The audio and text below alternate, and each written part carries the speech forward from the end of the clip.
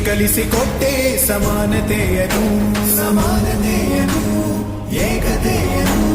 ರಾಷ್ಟ್ರ ಸಂವಿಧಾನಕ್ಕೆ ನೀನೆ ಶಿಲ್ಪಿಯು ನೀನೆ ಕಲಿಸಿಕೊಟ್ಟೆ ಸಮಾನತೆಯನು ನಿನ್ನ ಲೇಖನಿಯ ಬರಹ ದೇಶ ಕರ್ಚನೆ ಒಂದು ಮಾತು ಕೂಡ ಭೀಮ ಗರ್ಜನೆ ನಾಯಕ ನೀನು ಭೀಮರ ಮಹಾನಾಯಕ ನೀನು ಭೀಮರ ನಾಯಕ